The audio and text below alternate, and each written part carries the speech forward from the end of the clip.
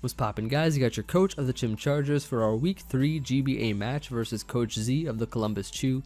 He has a team of Clefable, Mega Ampharos, Sneasel, Excadrill, Celebi, and a Porygon 2, while we bring the team from yesterday's building videos. If you want to know all the sets and stuff that I'm bringing, be sure to check that video out. It was uploaded yesterday. And looking at his team, he has a couple potential Stealth Rockers. I could definitely see Celebi and Clefable holding Stealth Rocks. Could also be potential leads as well. Maybe even Drill could have it, and he might also want to lead off with that. Maybe he might want to lead Celebi because of the fact that he has U-turn on it and may want to get some early momentum. Similarly, Mega Ampharos can do that with Volt Switch, and he might want to get off an early Mega. So based on those assumptions, I felt that it was best to lead off with Tapu Koko due to the fact that I can taunt his potential Stealth Rockers, of course, except for Excadrill, because I might want to switch out of that due to the fact that it can knock me out with Earthquake.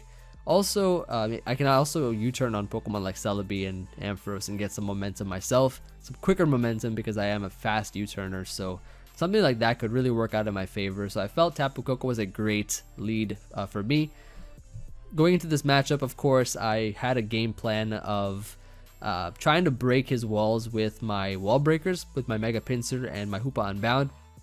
Very glad that he brought the Porygon 2 because it gives me ample opportunity to actually try to set up and go for, try a wall breaking sort of style in my play. And Hoopa Unbound is EV'd enough to not get its substitute broken, so I'm bringing sub 3 attacks. It is EV'd enough not to get its sub broken by a 0 investment tri attack from Porygon 2. And I'm looking at his team and I'm thinking that this Porygon is a very bulky set, non-offensive. So let's go ahead and start the game, and I'll show you guys what exactly happened in this match, and let's just go ahead and see what went down here. So Coach Z is going to be challenging me. That is, of course, his first mistake. We're going to be sending out our Coco Loco, which is our Tapu Koko, as he sends out his Clefable. So looking at his Clefable right there, I'm like, okay, I don't want him to set up rocks or anything. Don't want this thing to set up a rock or a Calm Mind. So I'm going to go turn 1 for the taunt. Try to shut this thing down before it can do anything annoying. And he actually goes for a T-Bolt. So I'm thinking like, okay, he was probably expecting me to go Empoleon because it's a Steel type, not wanting me to take a Moonblast or something. So I'm going to go for the U-turn here. I'm like, okay, maybe he's going to go for Moonblast now. And I'm going to switch out here and go right into my Amoonguss, expecting the Moonblast to come out. However, he actually goes for an Ice Beam. So I'm like, okay, he's Bolt Beam Clefable, so he has to have Moonblast. He definitely has to have Moonblast there. Probably Moonblast, Bolt Beam, and like Soft Boiled or something. He's going to switch out into Celebi, which I'm kind of wondering why, because I don't understand how a Celebi is to switch into Amoonguss if he's expecting like a Sludge Bomb or something to come. So I go into my Hoopa expecting him to want to like attack me with another move because I have good special defense. So I expect a U-turn to come out from the Celebi, and he actually does go for it, which is a nice read on my part. And he goes into his Sneasel, so I'm like, okay, this is a great opportunity for me to just stay in. He goes for an Icicle Crash and misses. I stay in regular because I know for a fact that his Icicle Crash can't knock me out in one hit at all, no matter what kind of set he is. And because like I'm just so happy by that Mega rule because I can get a Moxie boost here, not having to Mega. It did suck for him to miss that Icicle Crash, but he would not have knocked me out anyways. And he goes into his Clefable now, so I'm like, okay, I know that U-turn did that much damage. I'm gonna just stay in. I have a Moxie boost on my hand right now, so I'm gonna go for a nice return and +1 return here. Go ahead and Mega and knock him out. So pretty much like knocking out the Sneasel was just so useful in order to I guess guarantee another knockout that he brought out. So I'm going to switch out here out of Porygon. +1 Pinsir, +1 Mega Pinsir. Can't really destroy Porygon at that point in time. So I do want to switch out here into my Empoleon to scout what set he is. And he goes for Trick Room. So I'm like, okay, he has some kind of Trick Room element to his team. So he switches out here into his Celebi. I expect some kind of switch out, and I go right for the rocks here so that he can pressure his team and give him chip damage every time he wants to switch out. And here I go for a Roar. He actually gets up his own rocks. So I go for a Roar here because I don't want him to set up, and I expect him to want to go maybe for a U-turn or something. And of course I just want to phase him out and just keep getting things chipped. He gets sent out in a Drill, and this is kind of weird. He actually stays in. While Trick Room is up, I'm able to be faster than him because I'm a slow, bulky Empoleon. I do get a burn here, which is kind of unfortunate for him, but I don't think he should have left Drill in the first place on my Empoleon while his Trick Room was up.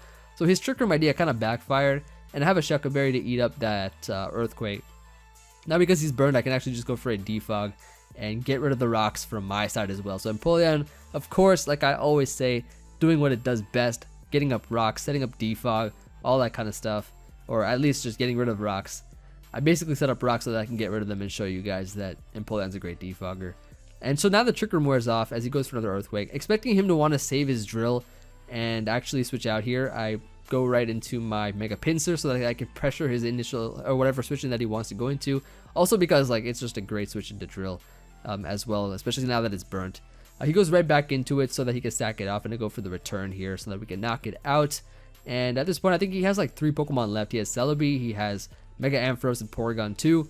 And now I'm like, okay, he brings in Porygon. I kind of know what set he is now. He has Trick Room. I don't think he is very invested in special attack. Otherwise, if he was, he probably would have had an attack from my Empoleon. So I'm going to switch out here into my Hoopa Unbound. This goes for a Trick Room. And this is where the fun begins. And the last bit of fun in this match begins here. He goes for a Tri Attack, as you can see. Perfect. That did like less than 20%. I can go for a sub. And now I can just go right for a Drain Punch on this Porygon. His Tri Attack is not going to break my sub at all. And I can go ahead and just get some health back. Look at that nice Drain Punch that did about 50. So it's pretty much a 2-hit KO here. And I can get a lot of health back, which is so useful. Especially when I have a Life Orb on my Hoopa Unbound. Goes for another Tri Attack here, expecting my substitute to break. I'm actually just going to go ahead and create another substitute. And yeah, so basically now he's going to go for the recover, trying to get some health back. But now I'm just trying to kind of stall out the Trick Room so that I can spam Hyperspace Fury on literally everything and just go rampant with this Hoopa Unbound. And I think the Trick Room should wear off here, I believe, if I'm not mistaken, as it does. And now I can go for a Hyperspace Fury. If he wants to switch out, you know, everything's just going to get 2-hit KO'd or O-code. So the animation is so cool with Hyperspace Fury. I really love that move a lot. And yeah, and now we're behind the sub. We can Hyperspace Fury this thing, and he brings in his Celebi, and now I find out how weird the Celebi is. Like, it's actually slower than my Hoopa Unbound all this time. I don't understand, and he doesn't even have like any sort of item to resist, like any kind of like Colbur Berry or anything like that. Doesn't have it.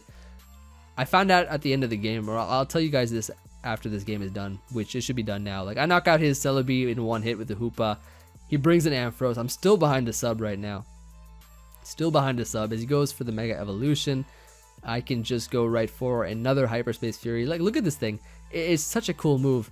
Look at this. Like, look at Hoopa, right? It goes like that. All those rings come out, and Hoopa just like pops out from one of the rings and starts laughing in the game. That's pretty much how this game went. It was pretty cool. But he's gonna go for an electric attack. I think it was T-Bolt. My sub fades, but at this point, like, I can just go right for another Hyperspace Fury, and we can watch it one more time. We can check this out one more time. Go ahead and knock out that Ampharos, and that's gonna be GG. It is Emvee, and so good game. Yeah, good game, Coach Z. Of course, this was a 6-0 win for us, which will boost our differential up a lot. And I wanted to point out that I found out at the end of the match, or after the game was done, like a couple days later, that his Celebi was holding a Bright Powder. His Celebi was actually holding a Bright Powder, and I'm like, I was trying to find out why. So I messaged him, and I was like, why are you so like, what was the idea of Bright Powder? And he was like, he said it was the only item that was like working well. I was thinking to myself, like, a Colbur Berry could have been really nice because it was a slower, like, I don't know how, like, I have minimal speed investment on my Hoopa Unbound. I have minimal speed investment on my Hoopa Unbound because I have a lot of bulk and HP, so that I could like retain my subs versus that Porygon, right?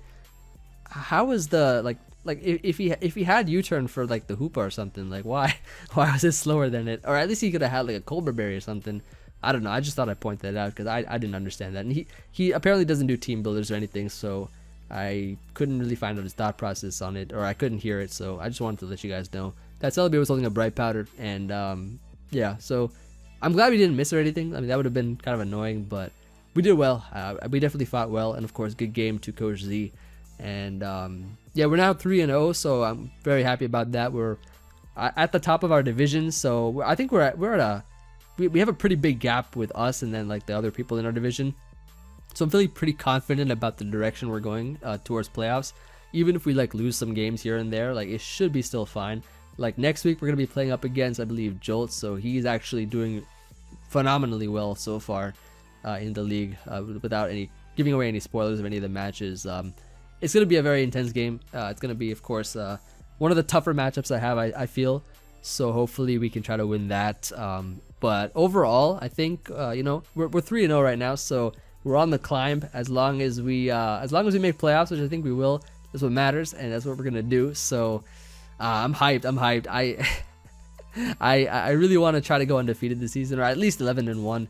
Try to be better than our last season, which was 10-2. I wouldn't be sad going like 10-2 or something from last season, but we're gonna try our best. We got a 6-0 here, and that was a really great win overall. Hope you all enjoyed this match. Let me know what you guys think. Of course, I think we played really well. The hacks that happened in this game didn't matter because of the fact that Pincer would have lived the icicle crash, and he just stayed in on Trick Room and got skull burned. So that's pretty much that. Hope you all enjoyed. Let me know what you guys think, of course, and I will see you guys on the next video. And be sure to check out Coach Z's side of the match. I'll be checking that out as well. And peace.